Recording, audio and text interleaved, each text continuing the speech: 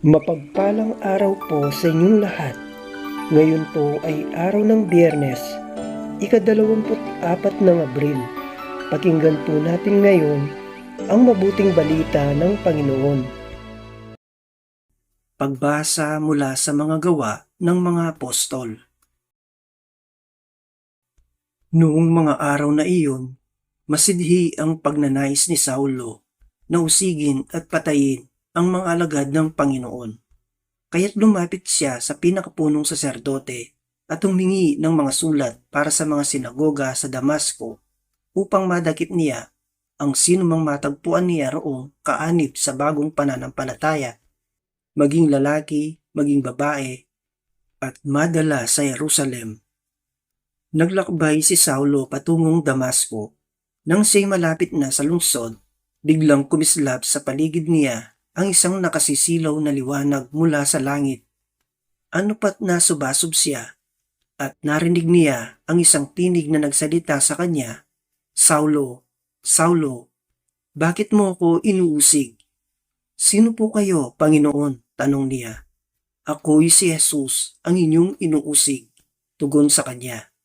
"Tumindig ka't pumasok sa lungsod.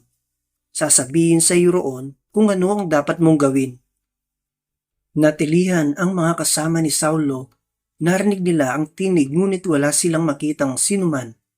Tumindig si Saulo at idinilat ang kanyang mata, ngunit hindi siya makakita, kaya't siya'y inakay nila hanggang sa Damasco. 3 araw na hindi siya nakakita at hindi kumain ni uminom. Sa Damasco naman ay may isang alagad na ang pangalay Ananias. Tinawag siya ng Panginoon sa isang pangitain. "Ananias." "Ano po yun, Panginoon?" tugon niya. "Pumunta ka sa kalye matuwid, sa bahay ni Judas, at ipagtanong mo ang isang lalaking taga-Tarso na ang pangalay Saulo," sabi ng Panginoon. "Siya'y nananalangin ngayon." Sa isang pangitain, nakita ka niyang pumasok sa kinaroroonan niya at pinatungan mo siya ng kamay upang makakita.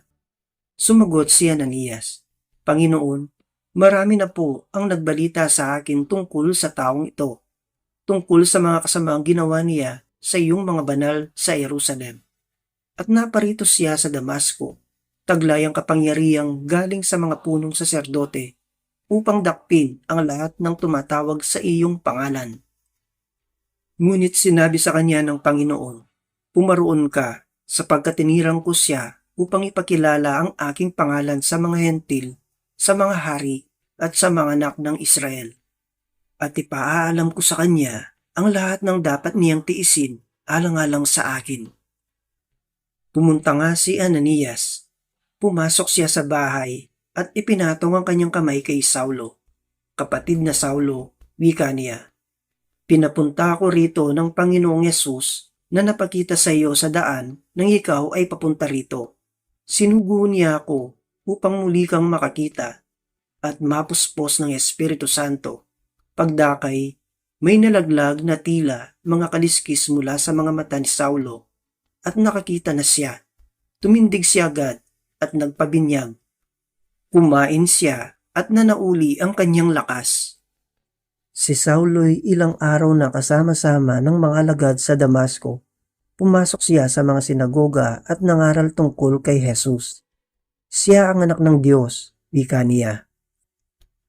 Ang salita ng Diyos. Salamat sa Diyos.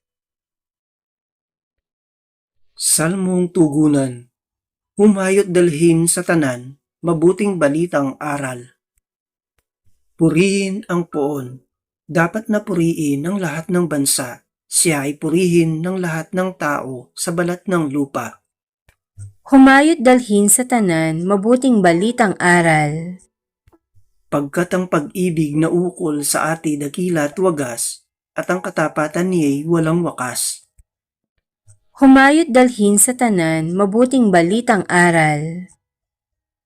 Aleluya, aleluya. Ang sinumang kumakain sa katawang aking hain ay nananahan sa akin. Aleluya, aleluya. Ang mabuting balita ng Panginoon ayon kay San Juan. Noong panahong iyon, nagtalo-talo ang mga Hudyo.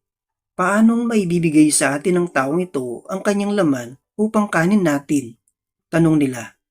Kaya't sinabi ni Jesus, tandaan ninyo, malibang kanin ninyo ang laman ng anak ng tao at inumin ang kanyang dugo, hindi kayo magkakaroon ng buhay. Ang kumakain ng aking laman at umiinom ng aking dugo ay may buhay na walang hanggan at muli ko siyang bubuhayin sa huling araw. Sapagkat ang aking laman ay tunay na pagkain at ang aking dugo tunay na inumin.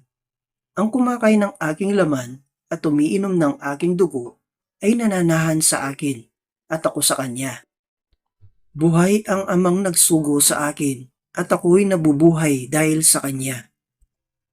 Gayon din naman, ang sinumang kumain sa akin ay mabubuhay dahil sa akin. Ito ang pagkaing bumaba mula sa langit. Ang kumakain nito'y mabubuhay magpakailanman. Hindi ito katulad ng kinain ng inyong mga magulang sa ilang. Namatay sila, bagamat kumain niyon. Sinabi ito ni Jesus nang siya'y nagtuturo sa sinagoga sa Capernaum. Ang mabuting balita ng Panginoon. Pinupuri ka namin, Panginoong Hesukristo.